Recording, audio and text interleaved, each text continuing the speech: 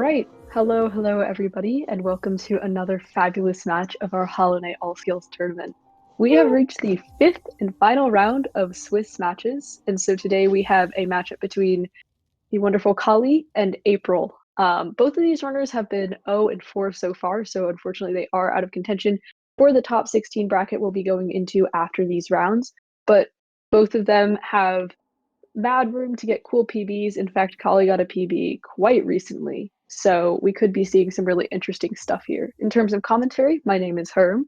Been around the block a few times, but always excited to commentate a great match. And joining me on the mic is my lovely, lovely co-commentator, Virgil.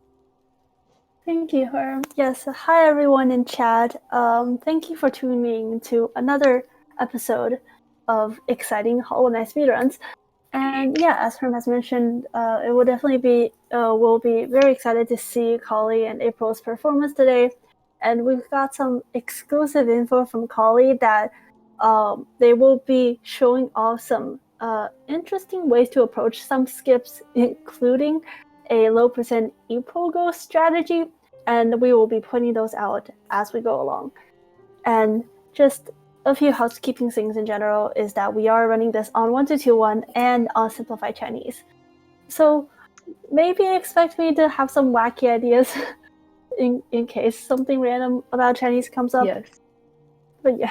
So other than that, important sort of notes is that in terms of PBs, April has a PB currently of 107.16. Seems that he runs mostly ILs, such as Path of Pain and such, and it's his first speed game. So he's a bit newer to the category, but definitely has worked hard so far. And then Collie has been playing for more like a year, very, very prominent randoer, streams lots of rando, go check her out if you have time, but also got a PB of 54.18 just 2 days ago. And that PB does have some improvable things, so hopefully both runners will at least get some HK glods and feel happy about their races. Even though their PBs are quite far apart, it's true, we've really seen in this tournament that anything can happen, and in the end, you're also just running for yourself. You're running to see how well you can do. Yes, I think Virgil will be counting people down soon. Yep. Yeah, I'll do 50, that. 58.14 is Collie's PB. Sorry if I said 54. Yep, the runners should be off really soon. And good time to remind, yes, indeed, chat is all cute. And look at all those cuties in the chat currently. Hi, Rixian. Okay, so we'll be starting in very soon. Right off the bat, it will be important to note a few things that we do in a 1-2-2-1 King's Pass that we won't do in a current patch King's Pass. We are going to see a fun little pause to get early control and an inventory drop. So once we catch up with stream delay, you'll be seeing that happen. But for now, we're just sort of waiting, lounging around, enjoy the peace and silence before the storm that is going to be this race, and it looks like they're off. So yep, we're going to see that early control real soon. Best of luck to both of the racers here. Yep. And you'll notice real quick they do have a load normalizer on. It's set to 2.5 seconds. The reason that we do this load normalizer is because people have many different kinds of computers with different load times. And so this will allow the times to stay somewhat synced throughout the race so that you can watch both racers go at it. And we do use loadless time in Hollow Knight speedruns to prevent somebody's quality of a computer from, helping or hindering their given time. So it looks like April did miss Vengefly Fogo, which is about a 2-second time loss, but it's no big deal, and we'll see a sync from Speed Gaming. Shoutouts to Speed Gaming as always. Yep, especially shout out to Lynn Sundry as our awesome volunteers. There were a bit of delay today, but everything worked out just fine. And as Collie is approaching the first door, welcome. If you've never seen Herm and I con before, we're going to be doing a knock-knock joke here. Herm, do you want to start us off? Yes. Knock knock. Who's there? Bellfly. Bellfly, who? Bellfly away, that's why I knock. Oh no, I better go get it. And That is the original knock knock joke from Slorent. So shout outs to Slorent for writing that. And always, always send us knock knock jokes if you think of any. yes. And yeah, as the two runners are now dropping down into I almost said their mouth. Crossroads area, unfortunately, this is a speedrun, so no talking to Elder Bug, Elder Sad moment here. And this next room is going to be the first RNG instance that we see. There might be some gutters where, as Collie has demonstrated, the runners can bump into on their way down. That is one boop for good luck for both runners, so I guess they're still on the same page. Yeah, Crossroads has various points of RNG that are just sort of a little bit annoying. It's the type of thing where if you're running this category just sort of for your own PB attempts, you're probably going to reset if you do something like miss double spike, as Collie just did. But both runners have what I like to call the single spike. They get one aspid, and so they are able to go and head into this cycled room. But overall, the crossroads split is very practiced because you have to do it in pretty much every category the same way. And so you also have to do it every single time after you reset. So these runners somewhat have it down to a science, but Collie will take a heal here as being on two masks is no fun. Yep, and as these runners are navigating through crossroads, it looks like April is taking a heal here as well. Wow, going back to full health, we're just benches aren't real. We are just going to take a heal and move on there. They will be saying hi to the first boss in the game, the very not real knight. I would like to say the real knight is a myth. So we are going to be fighting False Knight, but we're only going to be giving him several high fives before leaving because we are not interested in his geo nor his city crest. And yeah. Yeah, so back there you saw both runners go for something that's a little bit of a swag strat, call it statue pogo. Unfortunately, they both missed, but those are just some of the little micro optimizations or things that look cool that you might see people go for in this run. But as Virgil said so eloquently, we're going to give False Knight a high five, but we're really giving him 21 high fives as we need to hit his armor 13 times and then slap him 8 times while he's down. And so after this, we are going to run away and run into the Ancestral Mound, where we are going to be picking up the very first of many skills, the Vengeful Spirit. Yeah, definitely. And as this is a all skills run, for people who need the general refresher, that means all spells, all upgraded spells, and all the movement abilities and all those fun stuff. And the nail arts. Yeah, nail arts as well. Speaking of nail arts, this is the one area where the runners will have to manage their geo a bit carefully because on 1-2-1, we do get scammed by nail masters very early on in the game. Yeah, those first 15 to 20 minutes of the run are just sort of going to be very focused around geo management. Somebody is noting Collie has slightly more geo, and while that 6 geo difference might seem like pretty negligible at this point, it actually can add up over time. Just having better geo collection can save you a lot of grief when we need to do things like farm some hoppers under the gaze of primal aspids in the Kingdom's Edge. But for now, we're mostly just focused on getting out of Mound. We've both picked up our Vengeful Spirit, and now we're going to go on sort of this little walking tour of the Ancestral Mound. We're not too interested in being here, but the Snail Shaman essentially makes us. And so we're going to be hopping around, doing some slashes, like hitting those double planks. Collie does miss that, unfortunately. But getting around, and we're going to reach the painfully RNG-based Elder Boulder.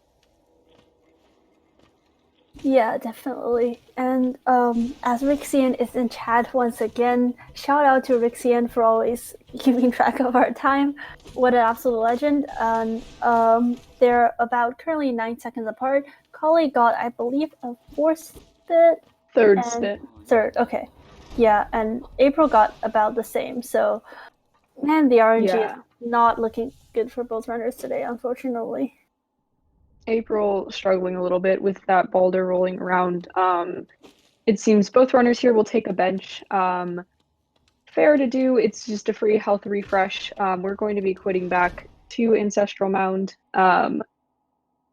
but it sort of depends, as there's also a hard save there. So we're going to be heading out and up towards Green Path. Now, this second boulder on Current Patch is identical to the first, but on 1221, there's a exploit we can do in which we sort of run off screen and use our cowardice to kill the boulder in one hit. And this will just allow us to get through a little quicker and not have to worry about the RNG we saw for the first time in Mound.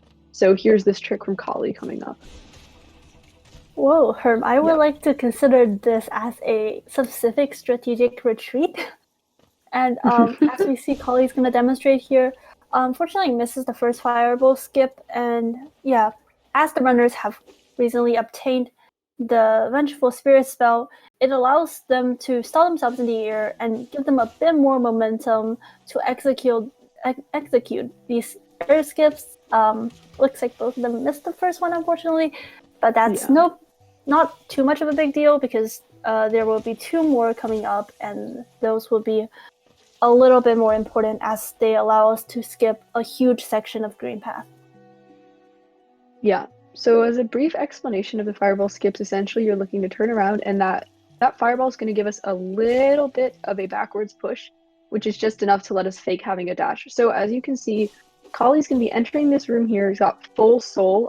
You can do this skip with fewer fireballs, but she has 3 if she needs them, and she decides to use all 3. That is a great fireball skip, really good execution there. April doesn't have enough to get 3 fireballs out, so we'll see if he can do it with 2, but that's essentially what we want. And that second fireball skip, there is a backup using a squit or a mesquite, as Virgil likes to call it, but unfortunately, April does have to go for that, and it does lose a pretty significant amount of time because you have to sort of get the squit into position, and it's pretty finicky. Here's the third skip from Collie. 3 fireballs and she gets it. Yeah, and as Collie is moving on to the next screen, there is a little bit more of soul management that we have to get through in this next room, where essentially there is a tiny boss arena, and we're gonna need at least 2 to. You would like to have 3 hits. Well, not 3 hits of soul, 3 fireballs here, as Collie is demonstrating, so that we can basically slap the Moss Knight once and then greet him with 3 fireballs. There you go. Yeah, and on April's screen, you will notice that did not even attempt the third fireball skip, simply resolved to go for what some people call it man pogo or dude pogo. It's a backup strat that has you pogo that husk as it falls down towards you. Unfortunately, missed both times. So that will definitely put April somewhat behind, as he also takes 2 heals and has to gather a lot of soul. But for Collie's going to be heading off to a second set of Moss Knights. These are sort of our all skills Moss Knights, and we're going to get a whole bunch of Geo from them. Yep, and because Geo isn't as much of a big deal in all skills, since we don't need to purchase the 1800 lantern, we will not be saving Zode and grabbing the Geo from Revenge Viking. And looks like Collie got a good Moss Knight RNG spawn on that one. Essentially, you will want the Wandering Moss Knight to spawn on the left side of the screen so that you can fireball both of them at the same time. Yes, so it's really, you really love to see it. That sort of little bit of RNG is just calm. It makes that a lot easier. And now we're going to be heading into the Hornet fight. We like to just sort of bully Hornet into a corner as much as possible. On 1221, she has a combo stagger value of 5, and what that means is if you hit her 5 times within a given interval, you don't space out your hits too much, she'll stagger very easily. And so that's what we're looking to do here with combination of nail hits and fireballs. And we're just hoping that she doesn't jump around too much, doesn't jump into our face, and a nice double to finish the fight for Collie. Really good Hornet there, despite some jumps all over the place. We'll finish it out with a clean 853 cloak by my guess. And here comes April's Hornet fight. Yep, so the 2 runners are about 1 Hornet fight apart, and as Collie has just gotten their dash, they will be heading down into the fungal waste to grab some helping hands. I am not ashamed to use that pun again. Virgil, you will swear by that pun for the rest of your days, won't you? Yep. I apologize in advance, but that's just how it do be sometimes. I suppose so. And speaking of things that do be, April really do be on one mask, showing off those fury strats without fury, as we like to say in the business. Does get a nice pogo on the kneel throw. Seems to be really taking things slow, not going for that damage rotation super tight, but is able to stick out the fight, and so you'll love to see it because a death in green path, really detrimental, one of the worst places to die. You have to go all the way back, redo all the fireball skips.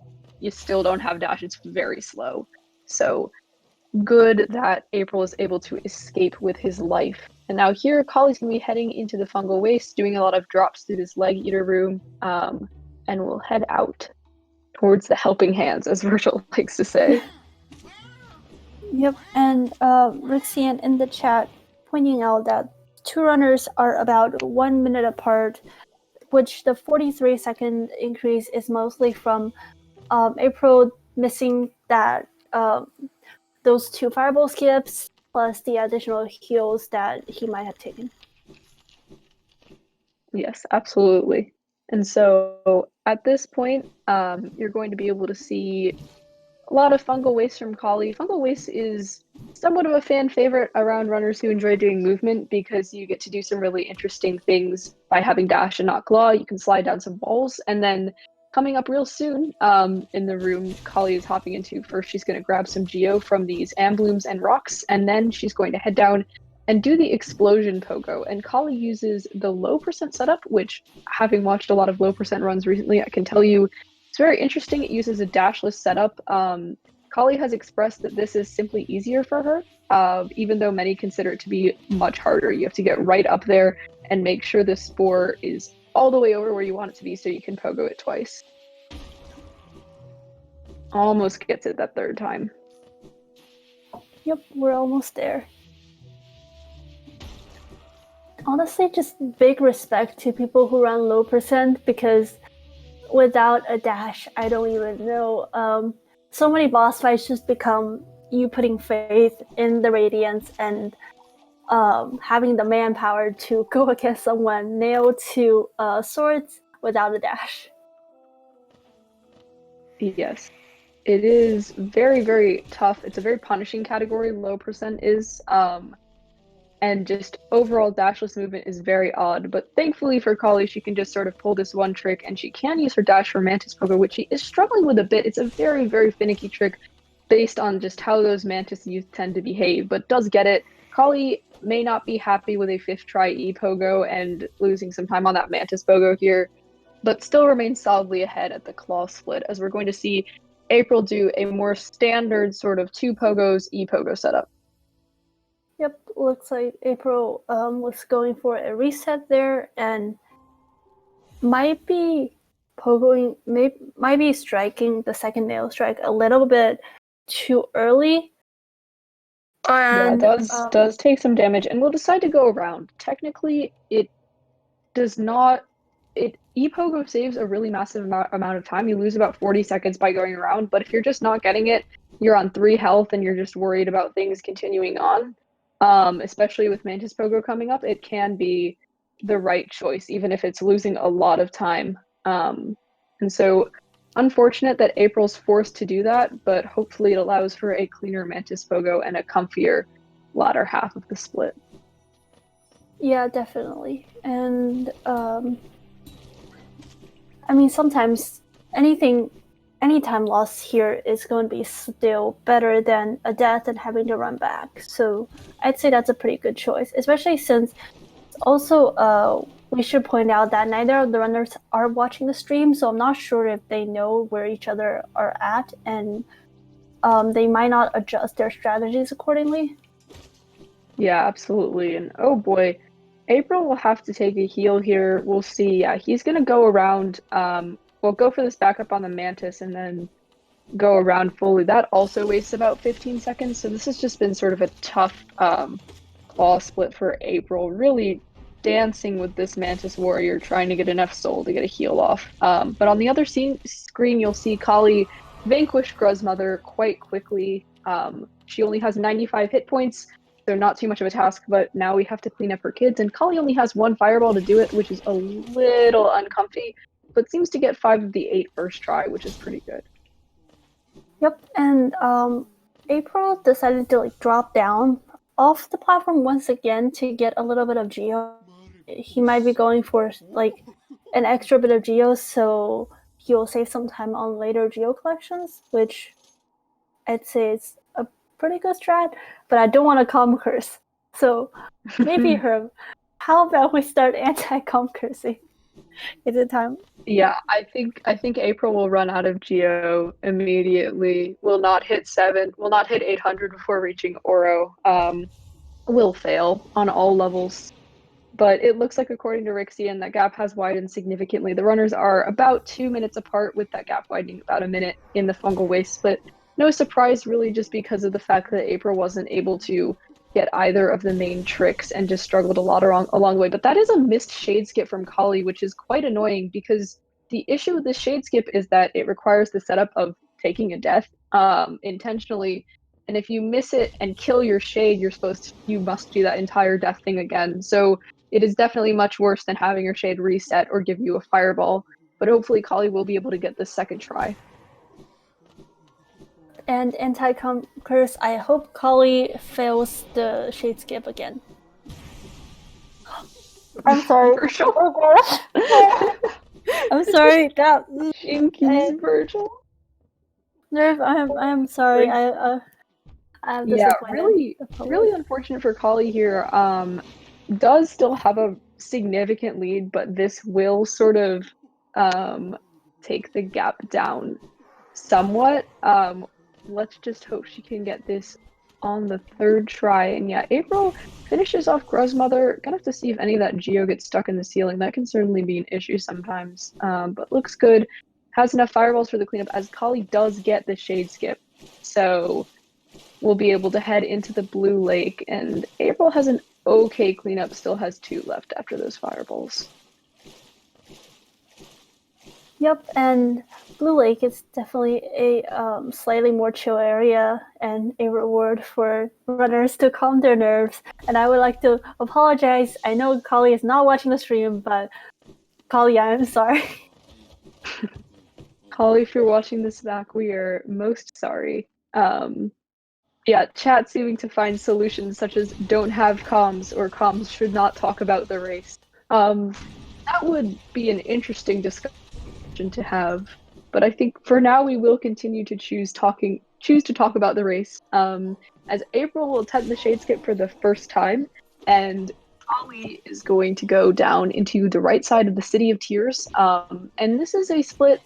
We're going to be basing ourselves around right side city for the next few minutes of this run, because we need to get a lot of geo. As you can see, Collie's collecting with that Shaman Stone Vengeful Spirit.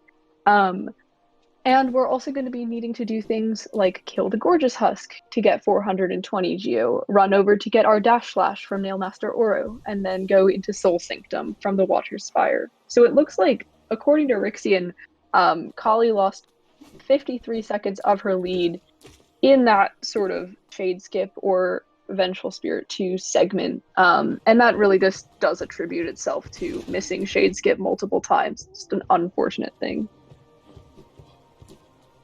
Yep, and as Herm has mentioned before, this is going to be a big geo collection part of the run, as Collie is heading into the Gorgeous Husk fight. There is a tight damage rotation here where the runners will be looking to push the Gorgeous Husk around the room with their newly upgraded and empowered Shaman Stone Vengeful Spirit spell, and hoping for that double hit. Yes. So really good Gorgeous Husk from Collie there. They're going to quit out and head over to the King Station bench that she took very recently. And from there, we're going to be seeing Collie head down into the Kingdom's Edge. Let's see how she looks on Geo right now. Got 752. That's very comfy. You're going to see Collie farming some hoppers. Hoppers have 50 health and drop 16 geo apiece, and we'll probably be farming more than what we need, because it's nice to have a little bit of extra geo going into Soul Sanctum, as we're going to need it to buy the King Station stag later. But with the comfy geo that she's got, Collie must be feeling pretty good on that level. April, on the other hand, will be heading into Gorgeous Husk. And he has had more geo troubles this whole run, so we're going to see where he is after that, as your dear commentator Herm is not a math brain person. That is a-okay, Herm.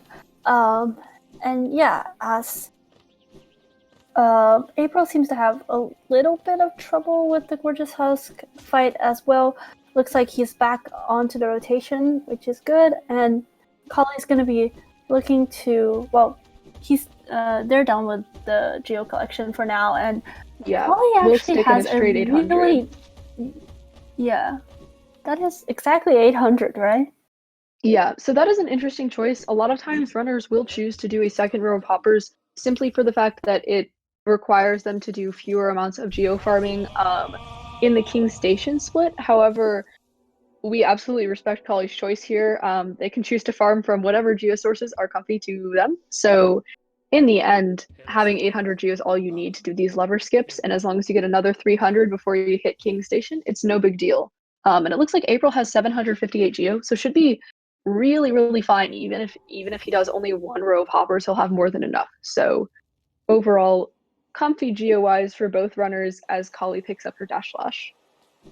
Yep, definitely. And I believe the extra geo that April got were mostly from killing the Mantis warriors in the tribe. And now that we have dash slash, this is all skills, and 1221 has a neat trick where we can hit some levers through doors, as we see the runners demonstrate really quickly right in the second. Collie will be heading into the Watcher Spire and accessing Soul Sanctum this way. There is a background object pogo here that runners do, they've intended. And Collie gets it about first 1.5 tries. Pretty good. And yeah, there is another lever through wall skip here for especially 1221, and it allows us to skip fighting a Husk Sentry, which is definitely very pog. Yeah, it looked like Collie had a little bit of trouble in that room. That room is completely dark because when we lever skip into it, it has not loaded in. So we just sort of have to go by memory there. But there are a few times you can use your nail, as you saw Collie doing, to reveal where you are in that room. But she gets through just fine, and we'll head into Soul Sanctum. We're really gonna be interested to see if they elect to take a heal here, simply because with 2 masks heading into a split known to have enemies that can sort of fly into your face, that's probably not where you want to be. But elevator heals are basically free, so we'll see. No, they have not chosen to take one yet. We'll look at them through the future. But April gets his dash slash and will head into the Watcher Spire area, and we're just gonna sort of keep watching. But it looks like our time update from Rixian, the runners are 1.5 minutes apart. Collie has extended her lead by 15 seconds through the last split, so we're just going to see how Soul Sanctum goes for both here. Yep, and looks like April's having a bit of trouble or choosing to clear out the flying sentries first, which is a good idea. I definitely respect sometimes because those things can get really annoying and hit you for a lot of damage. April is a little lost in the dark room as well. Yes. And we see Collie has just gotten their own lovely Shade Soul, which absolutely obliterates the boss health at this point in time.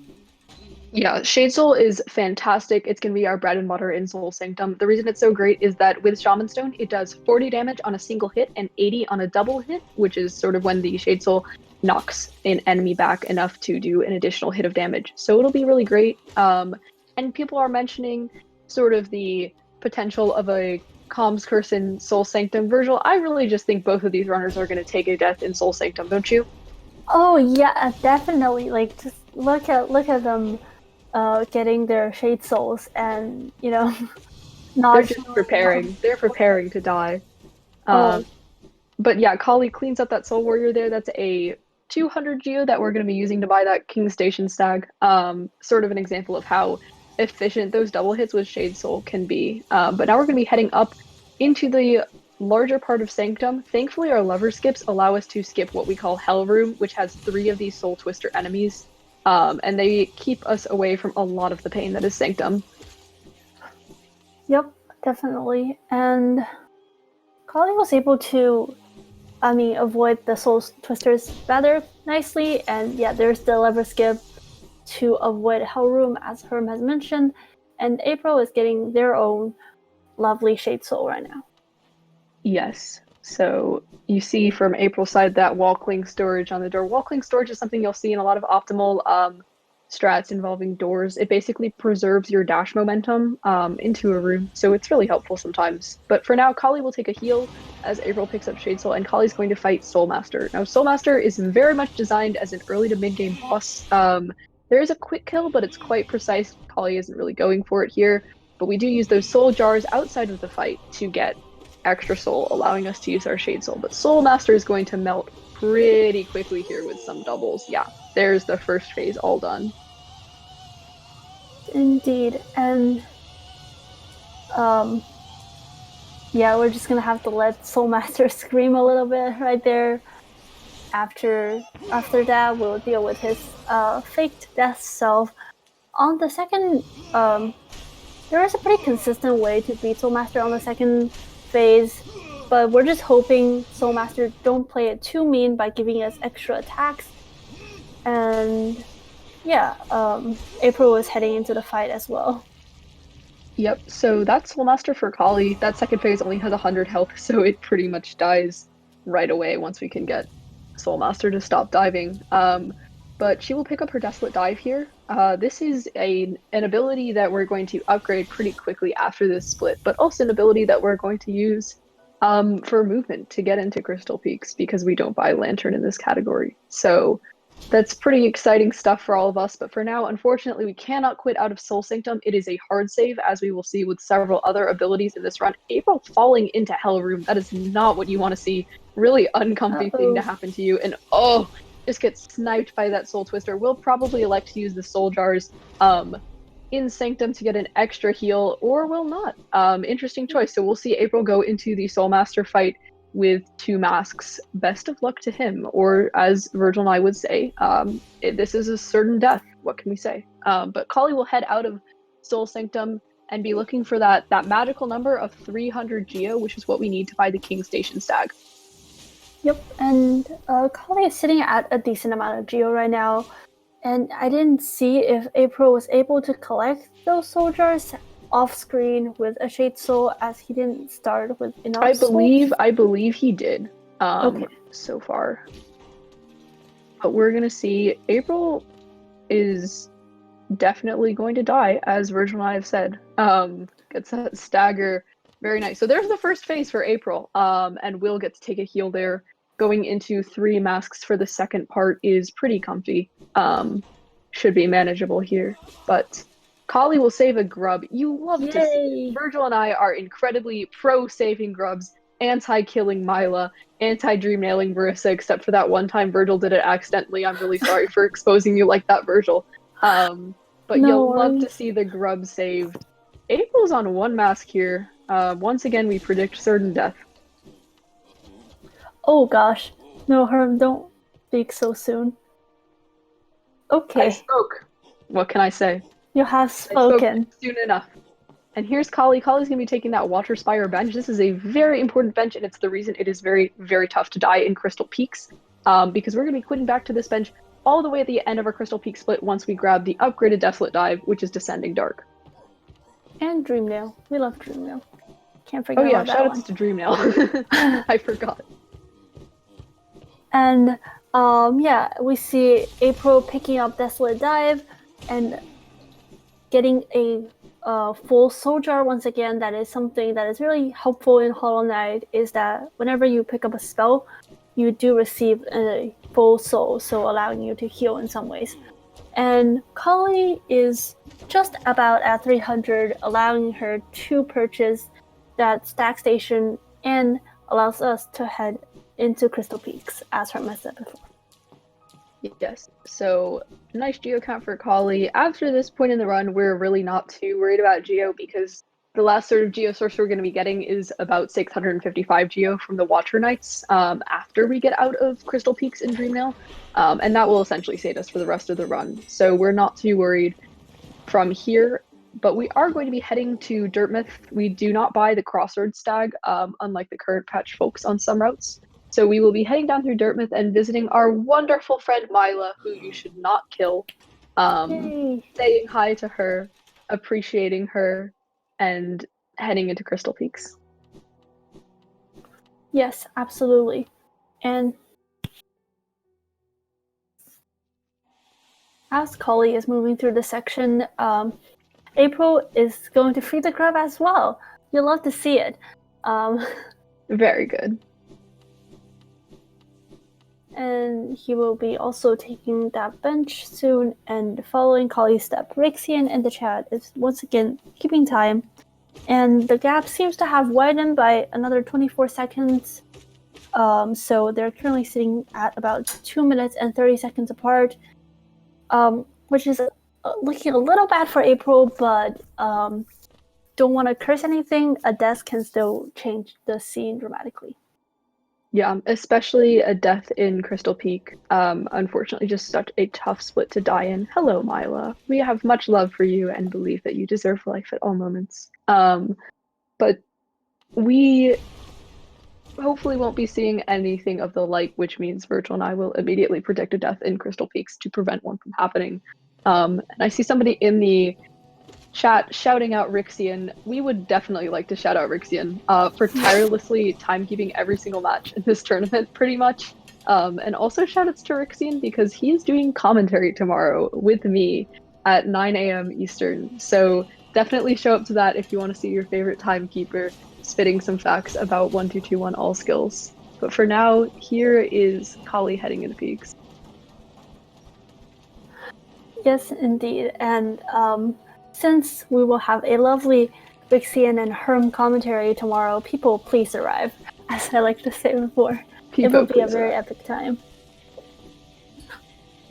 But yes, so heading into CPs, you can just sort of notice there are a few things to know about this split. The first is that everything is incredibly cycled. So you are going to see, I mean, you can watch Collie sort of minding these, unfortunately getting hit by these crystal crawlers, not crystal hunters, sorry. And sort of avoiding the lasers does have to take it slow here as they missed the optimal cycle for this room, but they are able to take a heal. And that is the other point about this Crystal Peak segment, is that in the same way that soul management is so important in Green Path, health management is incredibly important in Crystal Peaks. And the reason for that is that there are two optimal damage tanks you can take. The first is platforming to Crystal Heart. There's a damage tank cycle that saves something on the order of 4 seconds. But secondly, the damage tank you really want to be able to take is heading into Crystallized Mountain. There's an early control you can use with Descending Dark that involves a damage tank, and that saves about 15 seconds. So these runners definitely want to keep their health up throughout the split. Yep, and as Collie is going to be demonstrating a dash slash in the air and installing herself in the air here, fun fact is that whenever you dash off a platform in Hollow Knight, you do get your dash renewed, and in this case, the dash slash and nail arts will stall you long enough for you to perform that second dash. Looks like Collie did not go for the underplat there, understandable, as it is a bit risky and health is important, as we said before. But there is one more opportunity coming in the future, and we'll be hoping to see some underplats there. Yes, most certainly. And it looks like part of the reason that Collie didn't do that underplat was because they wished to gather some soul from that soul totem. Really hard to do if you're doing the underplat, but the movement's a lot smoother to that totem if you go over plat. So having soul is something that's very hard to come by in Crystal Peak, and it just may be a comfier thing for her to take. Especially when she has this much of a lead, you just want to be focused on not losing it. April accidentally shade souling there, thankfully had enough soul to still get into Peaks. But Collie will be going through these crushers, another very cycled part of the run. Probably my least favorite item of platforming in Peak.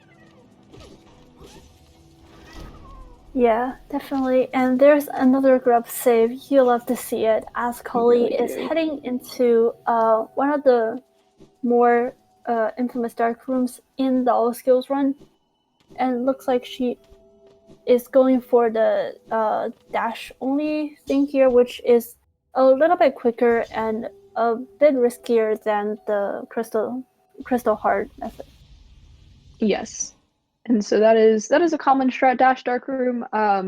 C dash dark room is something that folks learn if they enjoy it more.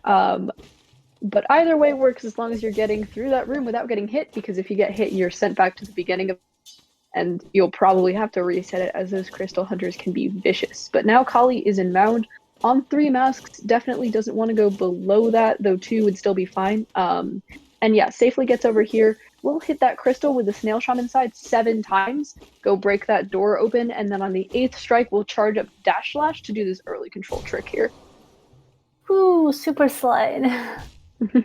Very fun indeed. And that is CP for Collie. They have made it out safely. The only thing we need to do next is to do the dream platforms, and there would be no more damage for her at least. Yes, and it looks like April tried to charge up a dash slash while falling, so as to be able to grab that lever. Unfortunately, it released too early, but will be able to head down here into the Crystal Peaks room. Crystal Heart room. There are a lot of crystal things in Crystal Peaks. You have Crystal Hunters, Crystal Crawlers, Crystal Peaks, Crystallized Mound, Crystal... Oh gosh. Crystal Heart. Yeah. Oh boy. April is having a bit of trouble in the Crystal Heart room. This is somewhat dangerous, as getting off cycle can really trip you up, but it looks like he's able to take it slow and keep a good watch on things. But yes, continuing on, also does not underplat, but probably wants that soul anyway, and makes a lot of sense. Yeah, it is definitely a safe strat that is commendable, and April has gotten C dash nonetheless. That is just a unfortunate instance of missing a cycle, and sometimes things can get a little jinkies. Yes, it can really turn into a jinkies moment quite quickly if you're not careful. But thankfully, we do see an underplat here from Collie. These are the dream platforms. Really a painful portion of my casual playthrough, because I don't know how to jump. But it looks like Collie gets through there quite cleanly, and they're going to be quitting out right after receiving the dream nail. And we'll go back to the Watcher Spire. In terms of a time update from Rix, it appears the runners are about 3 minutes and 20 seconds apart, with the gap widening by 48 seconds in Peaks. And unfortunately, April is on 1 mask with these Crushers. We're just going to have to see how that goes here. Yes, gets through just fine, thankfully. Hopefully we'll save this grub as well. But that is a little bit of a scary moment heading into the dark room. Yeah, and looks like April will be opting for a safer strat to collect some souls on the crystal hunters, and taking a heal here. Nice one. And as Collie has made it out of the dream section, we can finally safe quit back to the bench that we took such a long time ago on Watcher Spires, and say hello to our first dreamer, as well as their guardian, the Watcher Knight. Yes, so Watcher Knights and all skills are certainly a little bit easier than, or a lot easier than, typical fights you'd see in any percent or low percent, because we have both Shade Soul and Descending Dark, and we're going to be using Descending Dark as our primary form of damage. But however, we do have to deal with some damage tanks, especially because we're sort of going to be working around the invincibility frames that Descending Dark gives us. And that can lead to us taking some damage, and things can get a little out of hand. But thankfully, these guys die in 2 3/4 D-Darks, so hopefully things go okay. But they can bounce. They can go all around. Yep, and get a little bit scary. A little bit mean on the Watcher Knight's part to be rolling a lot instead of just standing still next to Collie. For and sure. Looks like an update on April's part. Man, both of these people are allied parts. He was able to make it through the dark room without taking any damage, and will be getting that early control here as well. Collie just sort of inching back and forth, just sort of trying to get the one little hit that it needs to kill that last Watcher, and is able to do it. Thankfully, we'll be able to head on up. 1 mask is no big deal here. As long as there are no incredibly spicy damage-taking shenanigans, so yeah, we will be just fine heading into this fire because once we're in that Dreamer cutscene, we have no need to worry about damage. And yeah, we'll just be heading down, and going into beating up Lurian to destroy our first seal. Yep, and both runners will be in a dream segment. What a great way to be at this middle part of the tournament. Absolutely. And so Collie will absorb Lurian, and we sort of have an interesting dreamer sync here as April enters the Dream Nail cutscene. But yeah, it looks like Rixian noting that they're about 4 minutes apart and he'll stop posting, which is just fine. We can sort of see that Collie's significantly in the lead here, and both runners are sort of playing for themselves at this point. And so, yeah, Collie gets the health refresh out of the Dreamer cutscene, and once again, Watcher's Spire, as all Dreamers are, is a hard save, and she's going to have to head down, and we'll head out into the what was going on there with April? That was an interesting thing that was going on. But we'll head out towards the Isma's tier skips. Yep, and Isma's tier is definitely a special part of all skills, and definitely a very hype segment, as the runners will be performing a spike tunnel skip as well as 2 acid skips back to back. And Collie did mention that they will be taking a different approach to the spike tunnels. Instead of pogoing on the spikes, they will do a dash slash, which extends their dash just far enough for them to get to the end of the spike tunnel. So that will be very interesting to see. Yeah, this is going to be a really cool showcase. Typically, it's sort of just a pogo and a dash, but dash slash spike tunnel is absolutely viable. Collie expressed to us that it just feels more comfortable to her, even though it's a bit unorthodox. And so that's the cool thing about speedrunning, is that there are a lot of different ways. And look, gets it first try. I mean, wow. clearly it is the right strategy for them, and that's what you love to see. That's the best thing about speedrunning. There are a lot of cool ways to do different things, and whatever you need to learn, you just learn. And so really fantastic that Collie has found their comfy strat, and can nail the spike tunnel like that. And here's the first acid skip. Oh, Essence Pog. Very lucky. That's a 1 in 300 chance. So Collie is now blessed and gets through the first acid skip. Indeed. And after the second acid skip, there will... Oh, no. Okay, I won't speak too early then. Yep, Collie's got it. We'll be hitting that warmth there, looking for a early control where the bug will come and hit us out of our item receiving animation so that we can peace out a little bit early. And that is a death for April to the Watcher Knights. Sometimes those damage tanks can get a little bit risky. Yeah, it is really unfortunate. With certain RNG, like, patterns can just sort of get out of hand. We don't have full movement here, so things can be difficult to avoid, especially with them bouncing around a lot. And so, unfortunate, but the nice thing about a death to Watchers is that the bench is right there. It's essentially a death you would see in a vanilla play. If you just die to the Watcher Knights, you head right back up. It's a standard walk back. So, in the end, this is unfortunate for April, but there are far worse deaths to take. Yep, and Collie is doing pretty good with the Rava room. Sometimes those Ravas can get very annoying and hit you multiple times, but looks like they have made it through pretty safely. Unfortunately, had to cancel their C-dash there. Yes. April tried to go for the swag Dream Nail on the shade. For those of you who may not know, Dream Nailing your shade kills it instantly.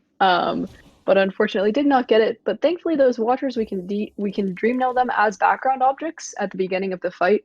So it allows us to fully get our soul gauge up to where we want it to be. And that's really convenient. You'll see April continuing to Dream Nail them as they wake up. But here, Collie's going to buy that base in toll bench for us to quit out back to, and head into sort of the Maulurk trek towards the Broken Vessel. Yep, and looks like April is playing a bit risky starting the fight on 4 HP, but he is handling hits, it though, quite well. Yes, with very the good Shade hit. Soul. You can get triples on Watcher Knights. Well, Oh, really unfortunate second death. I should not have commended things that were happening. I should have stuck to the anti-curse guns. Unfortunate. But April, thankfully, once again, it's right there.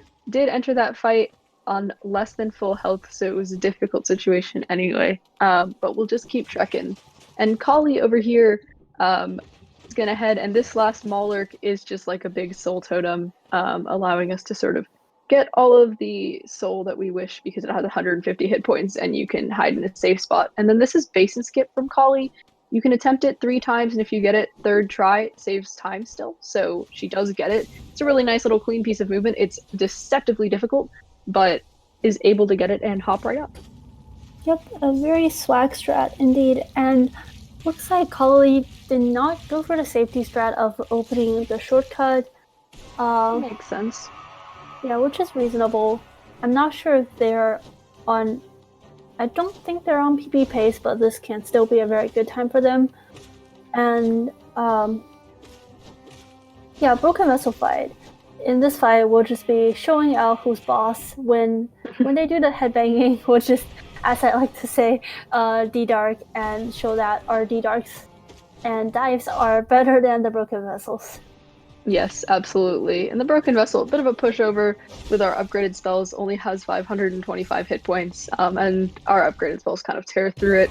We don't have to deal with any sort of essence farming, so we don't have to fight its harder form, the Lostkin. And on the other screen, it does look like April gets 3 Watchers successfully, so very good for him. We'll be able to head up Spire and continue through the run. But for Collie, she's going to be grabbing her reward for defeating the Broken Vessel, which is the Monarch Wings. Yep.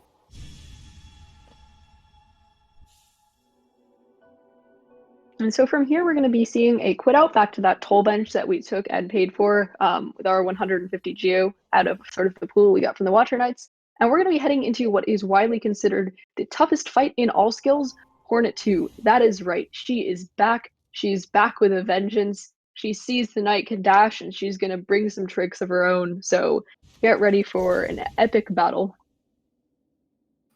Yes, indeed. And I think it's just pretty interesting to know that Monarch Wings doesn't hard save, which is really good for our runners. Mm-hmm.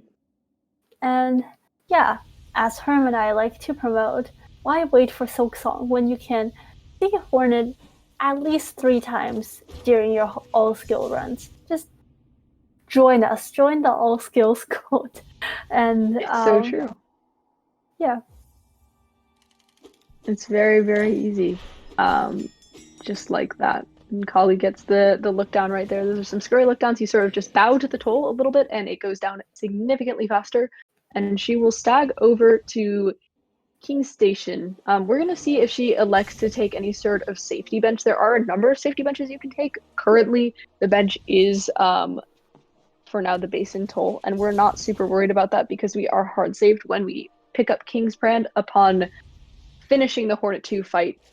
But if Collie feels like she'd just like to preserve her lead and she isn't really on PB pace, she may consider choosing to take the camp bench above the Hornet 2 fight, which would just give her a very accessible way to reach Hornet 2 should she take a death. But if she feels confident or she feels like she's on a good pace, she'll just continue on without it.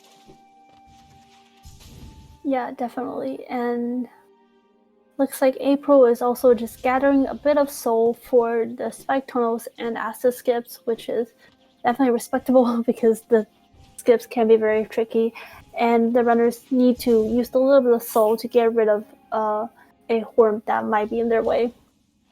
And it looks like Collie is not taking the camp bench, so you go. Yeah, you gotta respect it. Because if you're on pace, if you're feeling good, if you're just feeling trendy, I mean, then why take the camp bench? It does seem like Collie is significantly behind their PB, but they might just feel comfortable. They might just feel like running it out, seeing if they can get some HK gloves. And so that's really what you'll love to see here. And she'll be starting this fight now.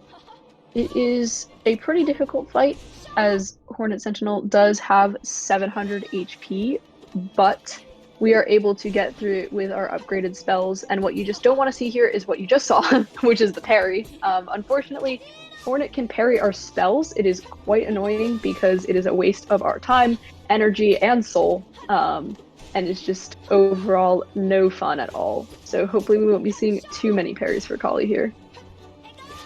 Yep, and on April's screen, they seem to have interesting. They seem to have a little bit of difficulties with the second acid skip, but got it nonetheless. Unfortunately, the Horn decided to not participate in our early access control. Well, in this case, fortunate that the Horm did not decide to participate simply because April is on one mask. But chat is noting that he got the spike tunnel first try, which is super respectable. You'll love to see that from both runners this race. And yeah, is gonna try to farm some soul from this Horm. That can be a dangerous game to play. Their movement is quite erratic. And Collie has just gotten the King's Brand, so they are officially a monarch now. Everybody shall bow down to them when they see Collie around.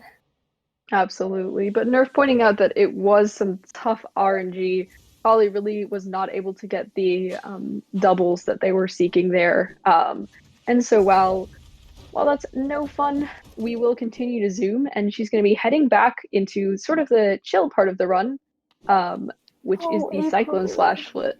But on the other side of things, unfortunately, there is no chill available for April, as they take a death to the Raba room that Virgil and I were discussing earlier. Sometimes the RG can simply bully you beyond the nature of bullying, and you do respawn at that Watcher Spire hard save.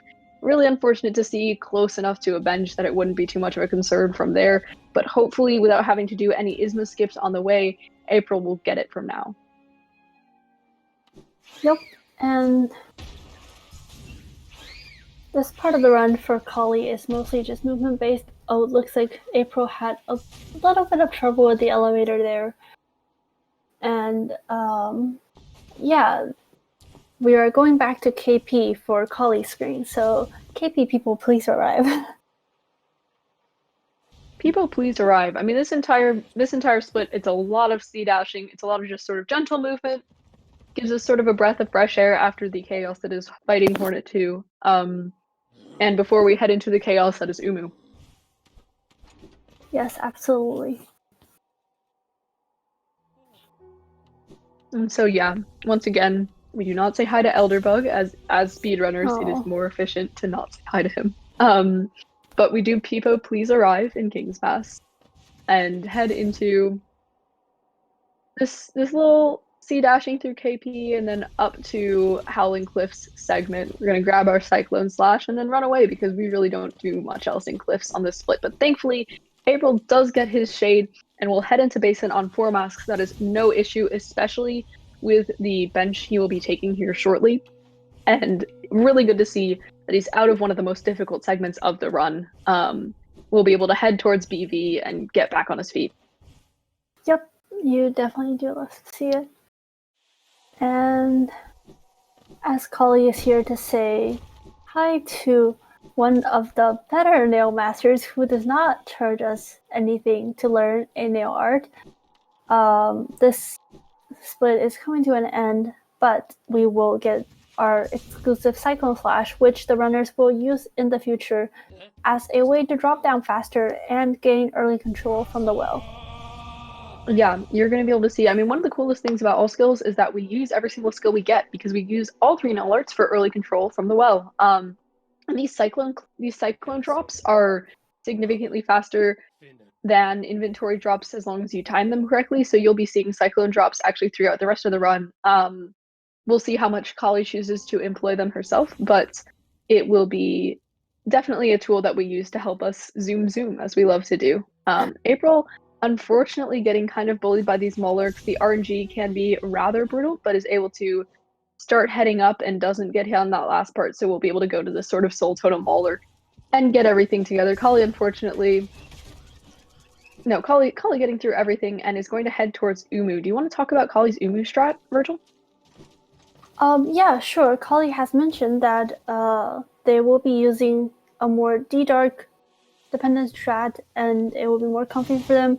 They also did mention on their PB, they had a Umu 2 cycle, so if they are able to nail this 1 cycle here, it might even be a goal for them. I'm not 100% sure. And Yeah.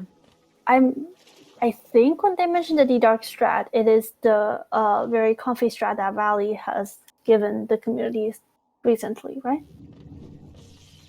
Yes. So this is Volley's it developed on current patch, but I do forget who it was. Maybe it was Underline. I'm not quite sure. If somebody in chat knows, please let me know.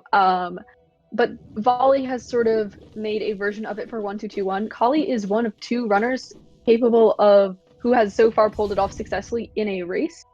Um, in that the other is Tipu, who we saw in a race last weekend. Virgil and I commentated. But this one cycle, it has a different setup from the standard Shade Soul one cycle. And yeah, it involves opening with a Descending Dark cast, which is pretty cool. And April still on one mask using those Fury strats, but gets through the Broken Vessel. Okay, good. It was Underline. Yes, so credit to Underline for originally finding this strat on current patch. And credit to Volley for adapting it for 1221. But let's hope that Collie can pull it off because it looks really cool. Yes, definitely. And April has just gotten their Monarch Wings officially ascended into the King's position and hopefully get a lot of good runs later. Yes, absolutely. And so you're going to see Collie lure Umu very carefully. We call Umu the Aran jellyfish simply because it can be quite mean, but Collie pulls off that one cycle quite cleanly. Thankfully, Umu did not do an extra attack and wasn't too much of a bully, so Collie was able to get through that smoothly. But really, really excellent one cycle there. You'll love to see it. That is the comfy strat that she and Tipu and a few others employ. So big congrats, Shroom Pogs for Collie for pulling that off, as they often do. They're very skilled at this one cycle. So you love to see a showcase of a strat like that go so very well. Yes, definitely. What a amazing job, and that earns them the right to visit Monamon the teacher and absorbs the dreamer. Yep, so as I like to applaud every time, science is now dead. Goodbye. We will not miss you. And we are going to be able to head up, unfortunately, as with Lurian, as we'll see with Hera. It is a hard save at Monomon, so that Teacher's Archives bench that seems so appealing to us at the beginning is only there for safety. Collie didn't choose to take it. She knew that she had this one cycle down. But we will be taking the Teacher's Archives bench now, as we have to go run a few errands picking up Howling Race and Great Slash. Yes, indeed. And since now that science is dead, as Collie is demonstrating there, helicopters now go downwards, which is why we decided to employ. I'm going to use these jokes a lot. And Yes. yeah, now science is dead, and so is literature in some ways for the people who are interested in the lore. I believe the lore tablets in the archives area are like short versions and summaries of Canterbury Tales. So if you are a Old English expert, go ahead and check them out. And looks like April is taking the camp bench for safety there, which Makes sense. yes. If And Hornet 2 is a struggle point, it is an excellent strategy. Only wastes about 15 seconds. yep. And as Herm has mentioned, we will be heading to grab a few things.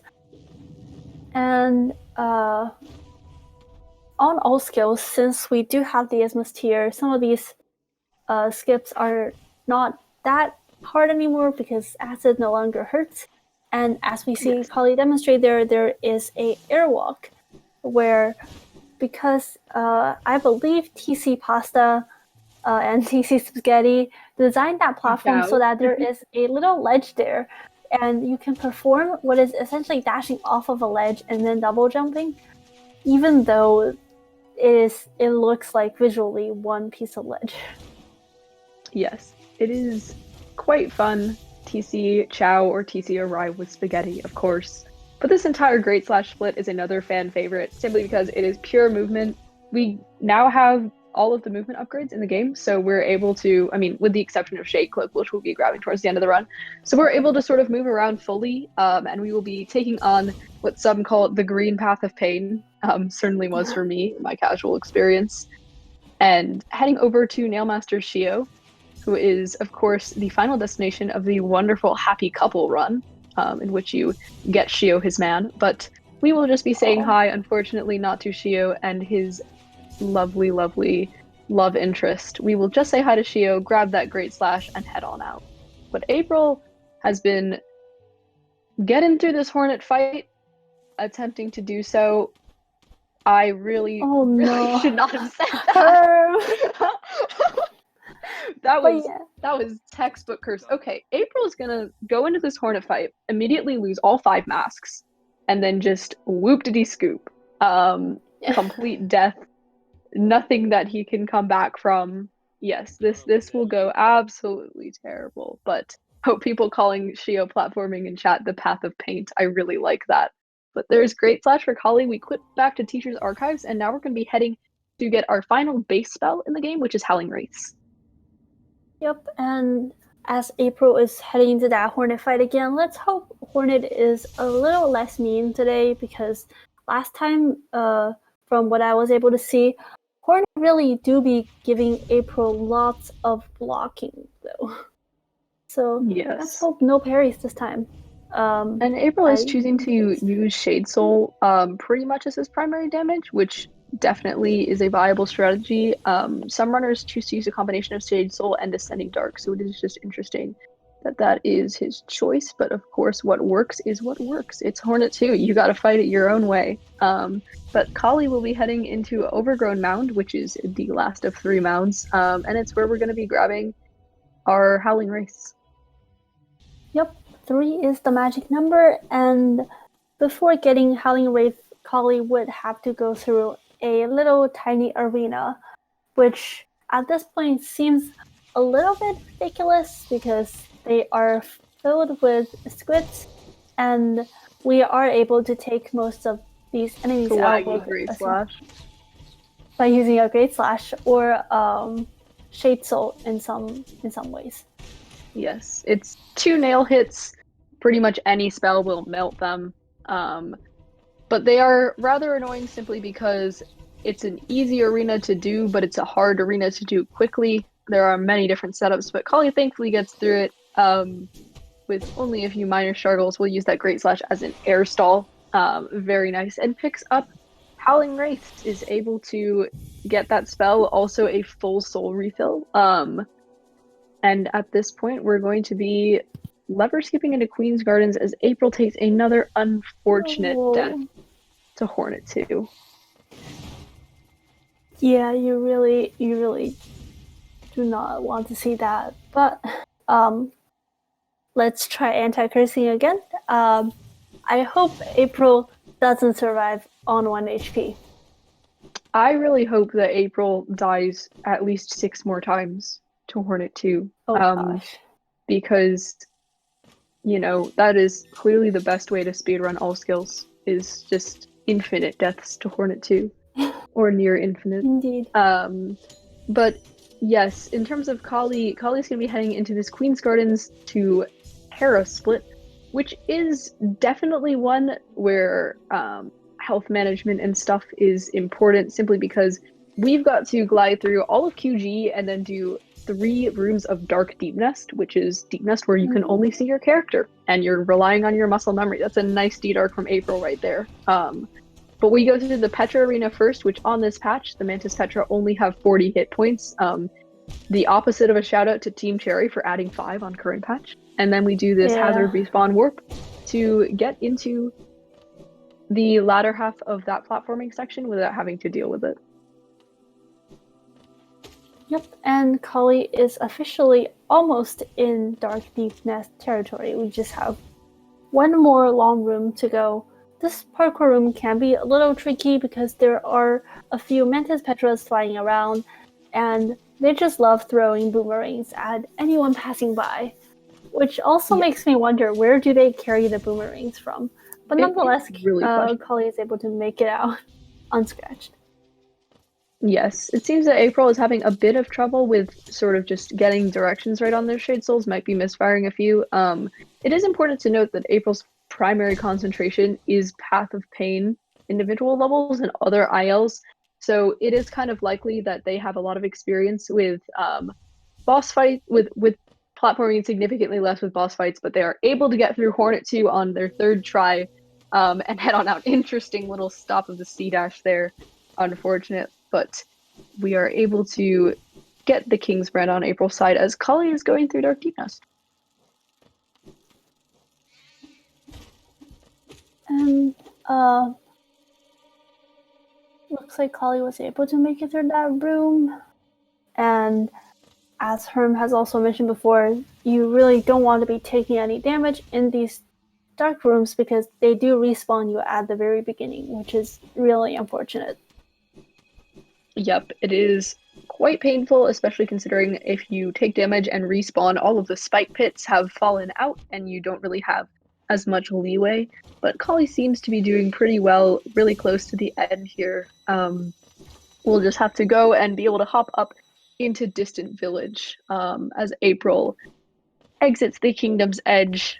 And Collie, yep, the last thing you want is to take a fall there. It can be very, very scary. Yeah. I didn't mention it for fear of the curse, but you're able to do this. And then we're going to use this fun little shortcut into Beast Den by virtue of our full movement, heading up into the top of Beast Den, avoiding that trap bench and the cutscene that wastes a lot of time, as well as platforming through more of Beast Den than we want to see. Yep, and this way we only need to fight one Stalking Devout, and usually, yeah, the standard setup, if runners have souls, is to do a D-Dark as well as a Shade Soul to quickly get rid of them. Absolutely. And so this is our third and final Dreamer, Hera, but do not get confused, we aren't done just yet. We need to head over to the Abyss to grab our final skills of Abyss Shriek and Shade Cloak. So Collie is not quite done, but she is done Dreamer's wise, and will be able to head out of Beast Den after this hard save. Now, as you can see, coming up as she exits this cutscene, there is 250 geo that she's going to need for DV Stag, and that will be it for the run. So let's double check if she's good. Should be good. As the load normalizer kicks in for a moment here. Everybody can say hi to our lovely Hornet, but yes, 279 is more than enough. We'll be able to head straight out as April heads into KP. People, please arrive. Yes, and April is able to take a short break from all the intense parkouring and boss fights, which at this point they definitely do deserve. And someone in chat is mentioning about how there will be an evolution of commentary curses. I remember one day I was talking to her, and maybe the next step in our evolution is for us comms to be playing Hollow Knight side by side by the runners, and then we will influence what mistakes the runners make by making mistakes ourselves. Absolutely. Let our own performance tarnish the runner's abilities. But for now, we will just be peaceful onlookers to their performances. As Collie's going to be heading down into the Abyss here. It's a split that can cause a little bit of trouble because of the sibling climb. Now, unlike True Ending, we do not have to do this thing over Charmed, which is absolutely terrifying. But these siblings do double damage, and their drift is RNG based, so it can be a little bit scary. I will always quote my first ever co-commentator, Quacksilver, on saying that the sibling climb is incredibly momentum based. If you start out and things are going well, then they'll go well. But if not, they can really go terribly. And that's the Abyss door, so it's time for our second knock knock joke. Indeed. Virgil? Knock knock. Who's there? Isma's. Isma who? I am crying. No. I am crying. She's for crying. The amount of comm curse I have done today. The Isma's tear. Virgil has shed Isma's tears, and that is our second knock knock joke. Credit to Sylvie, who I know was in chat at some point. I think they went to do some food or something of the like, but credit to Sylvie for providing us with that, and a friendly reminder to always send us your knock knock jokes. We are actually somewhat running out just because we've done so many instances of commentary. So if you Yes. have more, please let us know as we are very much interested. But Collie gets through the sibling climb with only one hit, which is pretty good, and we will be able to head down towards Shade Cloak at this point. Indeed, and April is having a bit of a Jinkies moment heading Yes, this is a Jinkies towards moment. Monomon. I don't want to say anything because there have been instances of me calm cursing people dying right next to the Monomon bench or the arcade There is a room. very, very cursed clip of Virgil wishing death upon somebody in this very room, Don't see and that, they take a please. death to the Uma that April just passed. But thankfully, April is fine. Will, I presume, elect to take the safety bench, which really doesn't waste too much time in general.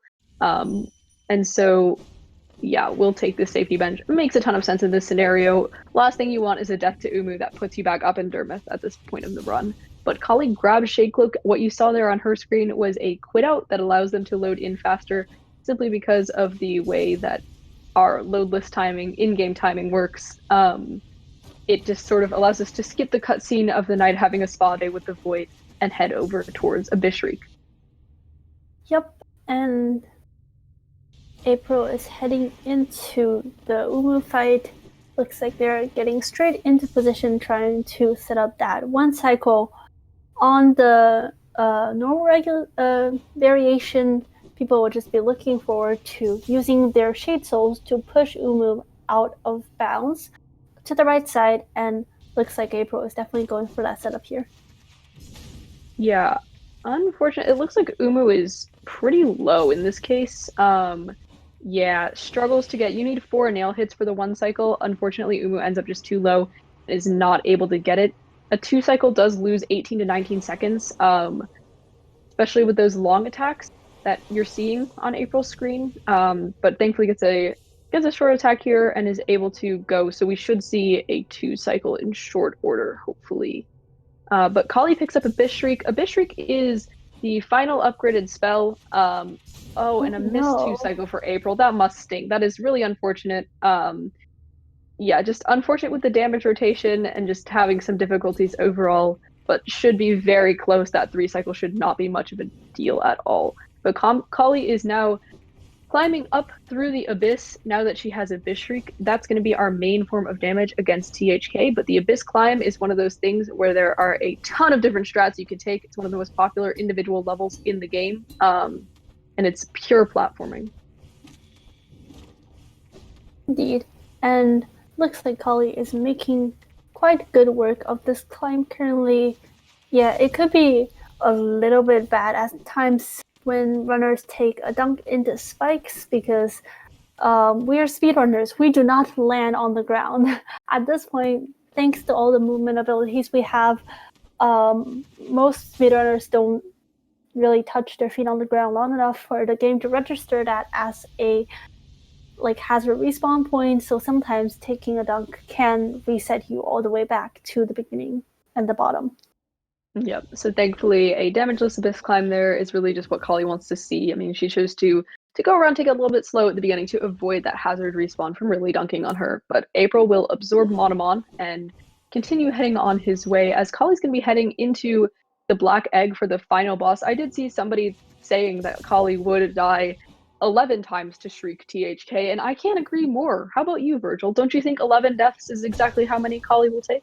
Yes, exactly. I think we are just filled with profit energy today, and that will happen. Check the clip that is in the future. It will definitely happen.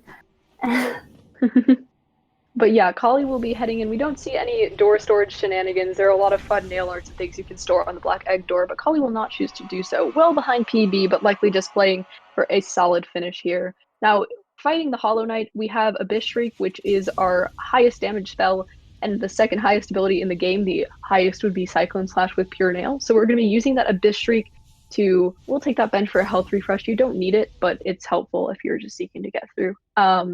We're seeking to get as many Shrieks in as possible on the Hollow Knight, finish them off, and get the acceptance letter for the lucrative job of containing the infection for eternity.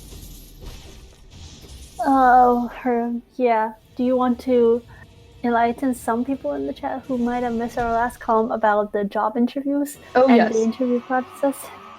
I am convicted that the battle against the Hollow Knight is a job interview. Because if you think about it, you are essentially applying for the job of containing the Radiance. And you have to do this interview, and at the end, you get the acceptance letter, which is absorbing all of the Hollow Knight's infection. And each screen is a question to you. What are your strengths?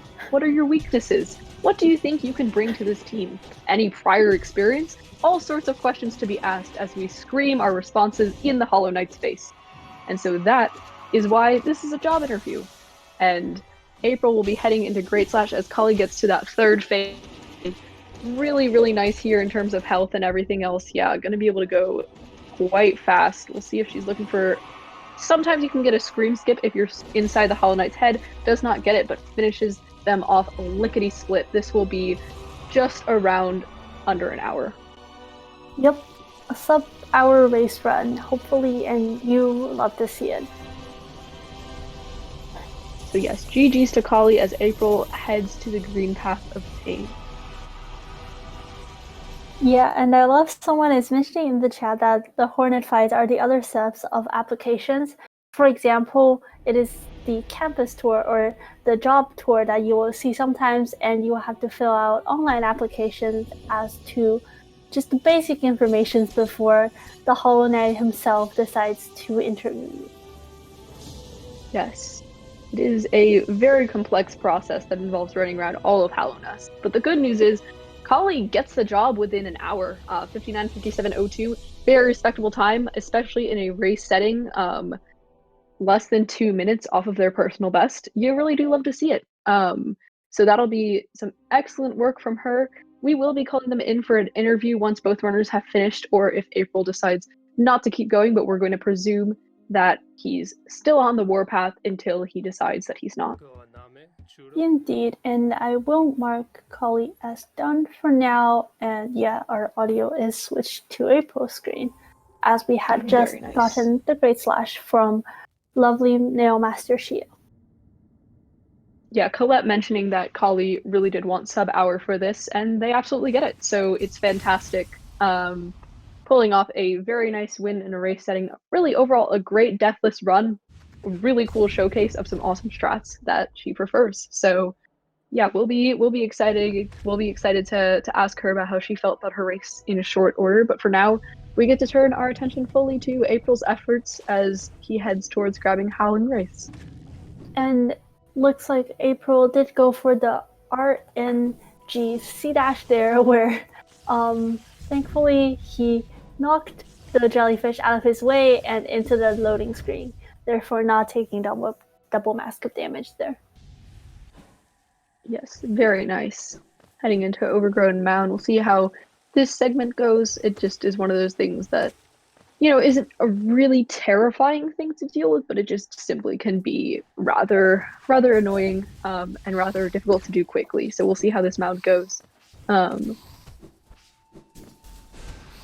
For sure. Yep. Oh, April taking a dunk at the spike there. And trying to line up the squids so that one spell can finish them all.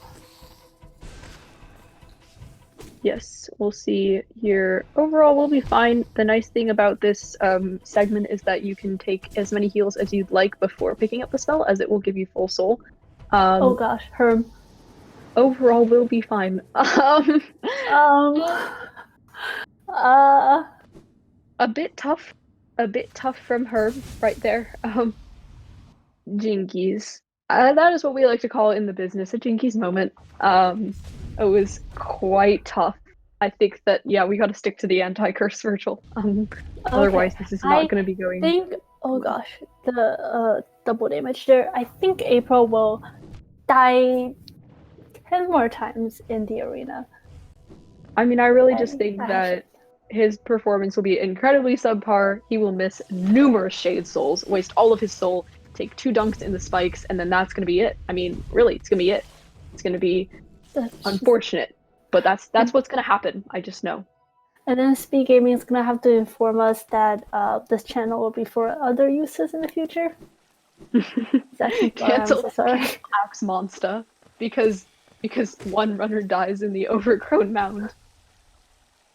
Speaking of which, on this channel, coming up very soon, we have an incredible race that all of you should watch between Axe TU, who got the All Skills World Record yesterday of 49:38, and Monsta, who held the All Skills record for a very long time of 49:48. This is going to be an incredible race between the top two runners in this category, commentated by the lovely Velignitev and Pisces, both of who are excellent top runners as well. So you should definitely stay tuned. I know Virgil and I are actually holding a little watch party for that. Yep. Because we attend school together. So we're gonna bring snacks and it's gonna be our Super Bowl. Popcorn, let's go.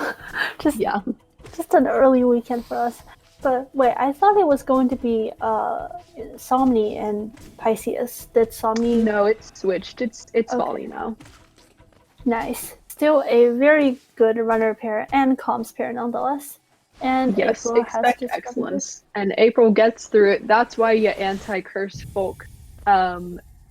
One death, sure, but get through with that anti-curse and boom, there's Howling Wraiths for April. And so we'll be able to continue on towards Dark Deepness.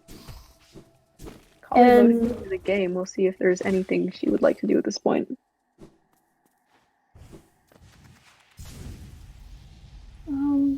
I guess we should also... Oh yeah, Collie did go into the game. I didn't even realize. Let's hope if there is a visit to Mila, if the visit is peaceful and one of love and peace and spreading around the hugs. Actually, it looks like I believe Collie is a known non-Mila killer. This may be a conversation with Elderbug. We'll have to see. Ooh, picking up. Collie giving us the rando treatment. Now that she has Claw, she can go check well. We'll see if she does any of the other important Claw checks. Maybe she's doing the bingo goal of swatting Tiso's shield away. Yes. Oh my gosh. Gravekeeper. That is not very polite. You do hate to see it. But yeah, it looks like she will converse with Zelda. Very nice. April heading through this Petra arena. Gets through it. We'll see how this hazard respawn warp goes. Yep, that should be on point. Gets the lever. Very nice. Yeah, Collie's just having a whole conversation around Dermot here. But I would like to disagree, Herm. I think the better way to check the well is to have infected crossroads with nail 0 and then pogoing the Vengefly until you get up there. I mean, that is in hard logic. It is definitely a check you can take. It involves some significant damage tanks. By the way, for those of you who aren't aware, I really enjoy Hollow Knight Randomizer. I recently indoctrinated Virgil. Collie is a very prominent randomizer streamer and is quite talented. So if you ever have randomizer questions, feel free to message any of us, or even if you're just interested in a cooperative game. But Collie getting the Hot Spring bench, that's really important in a randomizer setting. It's just a very valuable bench. It allows you to have fungal waste access. You can do the infection pogo if you don't have movement. It's very nice. But on April's screen, talking about the actual All Skills event, April will be heading into Dark Deepness with full masks and full soul. So pretty well set up here. Hopefully that dark room will go smoothly. Collie missing Go Mask Shard. You really hate to see skipping that check, especially on higher logic settings. It's in logic from the get-go, and that pogo is very easy in the expected setting. I gotta say that is slightly unfortunate. However, I believe Collie might be just trying to check a few things on the bingo board, and maybe they have a intuition of where it might be, so that check is not important for them since they already have all the movement skills and spells. Yeah, Collie perhaps greeting Jennifer. Jennifer's the husk. Hopefully you don't have to kill her. Some are required to get her for soul, heading into Gruzmother. But April, people pointing out April's having a really solid Dark Deep Nest and heads out into DB. So really good work from April there. Is able to head on out and go into East-End. So that was quite nice. Way to go on his part. Collie is going to be saving Sly here, so we're going to have to see what sort of shenanigans are going to be pulled here. I feel like there was going to be some simple key thing. I'm not sure. Yeah, perhaps. Perhaps this is an audience with Marissa or something of the like. I'm not sure. But no, wouldn't have the Geo. Interesting. But April will go and beat up Hera. This is the final of the Dreamers for him, and afterwards he'll just head into Abyss. People pointing out GG Visit, as well as Nail Master's Glory, both of which are certainly viable. Interesting. Yeah, April will absorb. Yeah, and I guess April has gotten himself the final Dreamer, and now will be tracing back into the Abyss as well. Looks like Collie has just visited Sly and got herself the exclusive Nail Master Glory Charm. And there is Hornet again on April's screen. Everybody say hi to Hornet. What a lovely girl. Hello, Hornet. We're so glad to see you. Yeah, It looks like we're having a brief conversation with April as his splits unfortunately broke. But it seems that they'd like to finish, so we will cheer him on through this final section. Indeed. But yeah, unfortunate that that live split really did dunk on him there. But yeah, we'll cheer him on. He's choosing to finish. So we'll see him head down to the Abyss. What was the time? Yeah. So I'll just open a timer on my phone and start timing. This can work great. We'll do some jank phone timing here, and we'll just cheer on April's. Look, April somehow got the Hera in 3 seconds. Can you believe this? This has got to be a world record. I am incredibly impressed by this man's performance. I mean, really, the fact that you can get all the way to Beast 10, glitched runners take notes, because April on the All Skills NMG run has been able to make it all the way to killing Hera in a mere 3 seconds. That's right, you heard it here first, folks. New setup for All Skills will be coming soon, as this is certainly world record pace. Yeah, watch out for that new YouTube video where we explain how All Skills is actually the quickest run and the easiest to learn, as most runners will get it down in under 10 minutes. Absolutely. Come to All Skills. Yes. One sec, let me just check how the convo is going.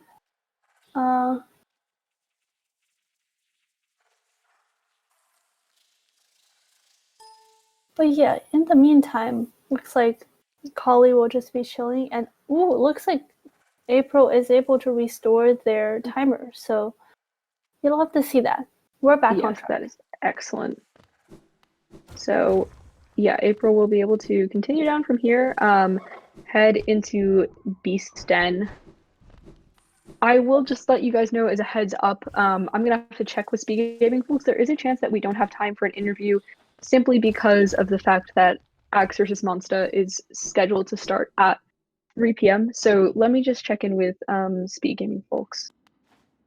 Yeah, I believe since their setup starts at 2:50, we have 12 minutes until we probably have to give the channel to those folks, in which case we might not have a full interview, but just know that lots of congratulations and everything as always, and if you want an interview, come to the Hollow Knight server. We could do something wacky like that. We can hop in voice. If people are really interested in an interview, I'm sure we can do it on voice in the Hollow Knight Discord. But also, we want to allow people to have ample time to watch Axe vs. Monster, and also if we have time for a short interview, we will certainly do that. So yes, we'll just have to see. But for now, April will be heading back to Hidden Station, dropping down into the Abyss, which is always fantastic. You'll love to see it. But yes, we're just gonna go forth into the Abyss. Yep. And hopefully the anti-comms. The little dunk on the spikes. Bit unfortunate there, and I'm just gonna anti-curse and say that April will definitely die during the lighthouse climb as he is on 3 HP. For sure. And so, yeah, well, we're just getting the interview shenanigans worked out, seeing what's available, seeing what's not. But for now, yes, we will absolutely see a death for April here to the sibling climb. As April pauses game momentarily. Okay, so it seems that we will probably have time for a short interview after the run. So I don't know why April is paused at this point. This might be the point where they paused and messaged the chat. Oh, maybe? that's very true. Yes, this may have been like stream delay. But yes, we're going to be seeing things continue on from this point. But yes, we're gonna see this lighthouse climb from April. Heading up, getting lots of pogos. Those siblings have plenty of hit points, so you really never have to worry about running out of pogos on them. And yeah, that's a clean lighthouse climb from April. Ooh. Anti-curse just as effective as Virgil and I always want it to be. But yes, we'll see April heading over to Shadecliff now. Yep, definitely dashing through that lake of void, making me wonder if why wouldn't a bath in that lake suffice, and if we, accidentally take a swim, go for a swim in the acid lake, will our cloak change back into non-shade cloak variety? But that is thoughts with Virgil on another day, as we see April quit out here and hopefully using that dream nail to get a bit of early control. Yes, very nice there. Picking up the Shade Cloak, quitting up, you will see that Teacher's Archives, and you might be a little bit nervous, like, oh boy, did April end up all the way back at Teacher's Archives? No, we're all good. We're at the Shade Cloak card save, and April will be heading out and over to get Abyss Shriek. Yes, indeed. And as we traverse through this grounds, I guess this is the final upgrade, and for some folks who are interested, sometimes this upgrade is split is titled with a bunch of capitalized A's, as the regular Wraith is just on lowercase a's, and this one becomes as upgraded as ever, all caps locked.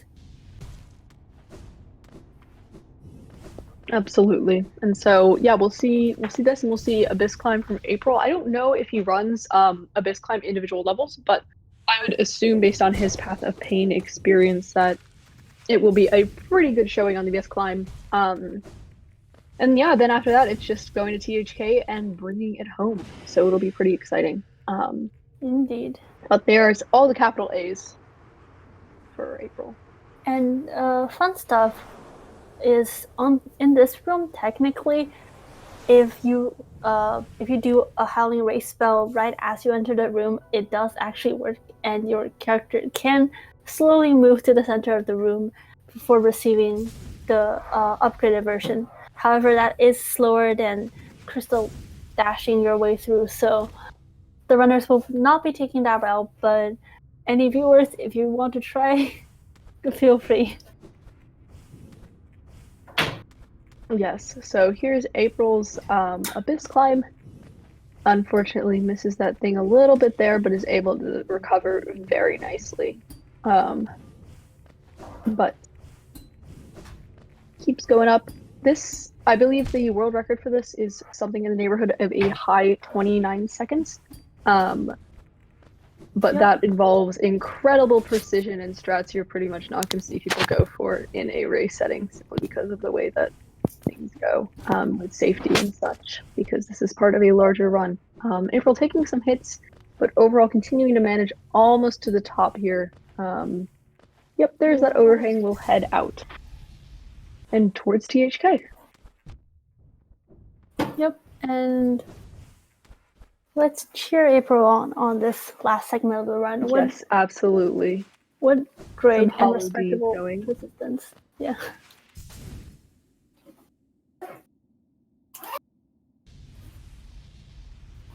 Yeah, the persistence is absolutely admirable here. You really do love to see it that in a setting where it is really easy to just feel compelled to sort of, throw in the towel, forfeit, just sort of get things to go to the end and just not worry about it anymore. It is super admirable to see April push through all of these deaths and feel compelled to finish, even though this time will be probably above 10 minutes above his PB. So yeah, you really do love to see it. Big hollow Ds for April here. Hopefully we see good THK, and by that, hopefully less than the 11 deaths that will inevitably happen, as version 1 I know. Yeah, definitely. And let's see if April goes for a fun setup here. Looks like, tried to go for a Super Knight. Didn't happen, unfortunately. That is a-okay as we into facing the interviewer once again and hoping to get our job. Yes, absolutely. So here's our job interview. We are going to be heading in, and yeah, 4 phases. THK has something in the neighborhood of about 1,050 hit points. And yeah, we're just going to be screaming in his face in response to all of his interview questions.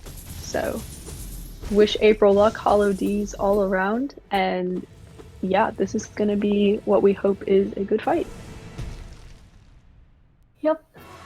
There is the first scream and the introductory questions. Let's get this over with. Just sort of, at this point, the Hollow Knight's asking for the Knight's basic demographic information. Where are you from? Oh, the Abyss. What's your current job? Oh, running around and, trying to break ancient seals on the egg where this interview takes place. That sort of thing. Just casual conversations, making sure that the Knight is aware of what the job entails, the various responsibilities. And then we're going to get into some more serious matters here with this second scream. Things about like, are you really sure you're ready to contain all of the power of the sun? Do you really want this job? Because I don't like it that much. That sort of thing. Really getting emotionally vulnerable between these two as part of the interview to just test the Knight's resolve.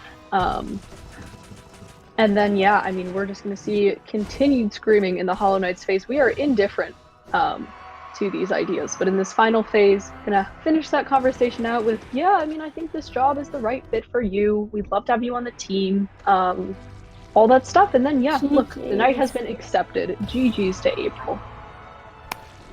Although there were some boss fights that were having a little bit of trouble in Jinky's moment, April was able to get a first try acceptance letter into the job of his dreams and finish out this on a really good note.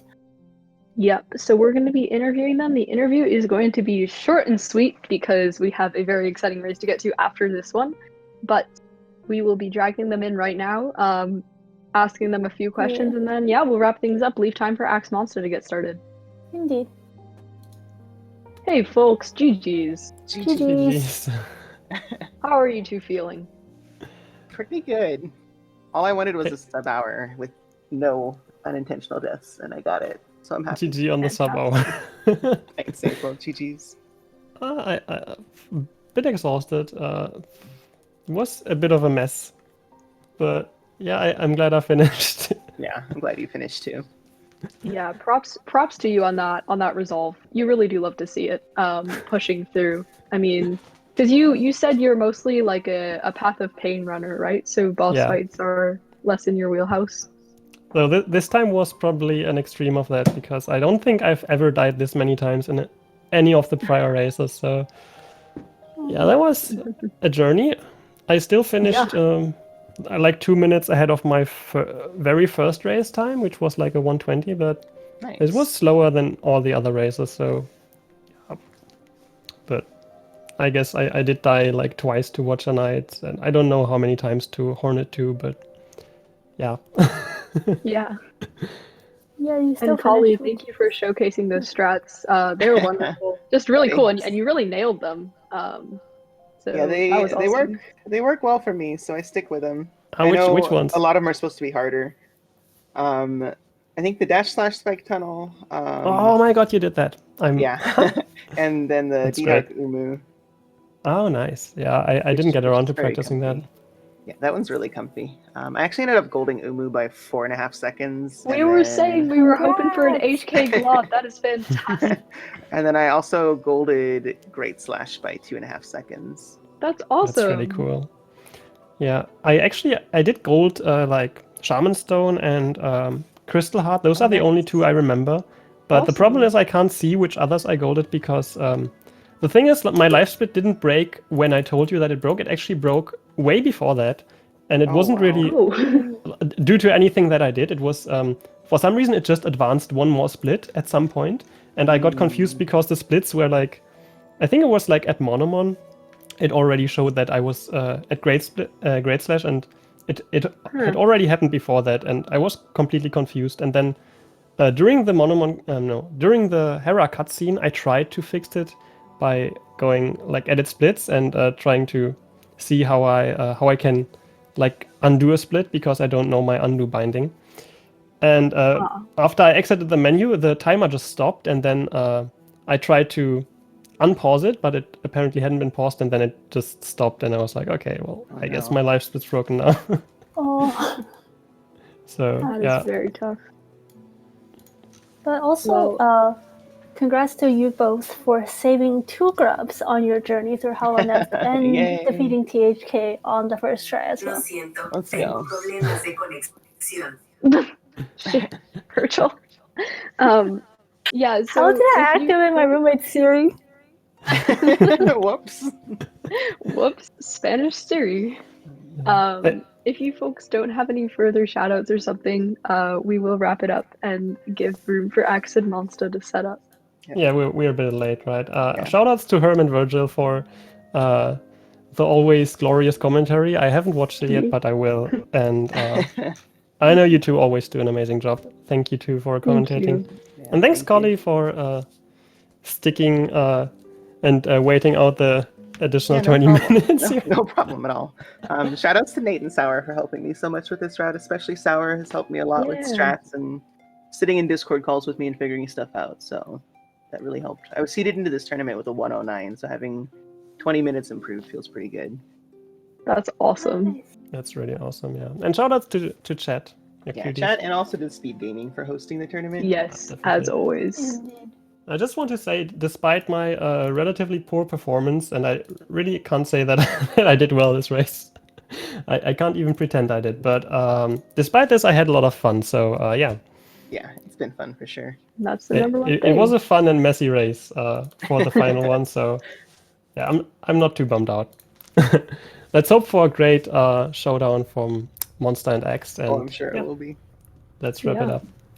All right. And Bye, so everybody. we'll leave it at that. Have a wonderful, wonderful afternoon. I'd say we'll see you on a forthcoming match, but we'll see you in very few minutes to be watching Axe Monster. Yep, So definitely. adios, folks, and get hyped for the big race.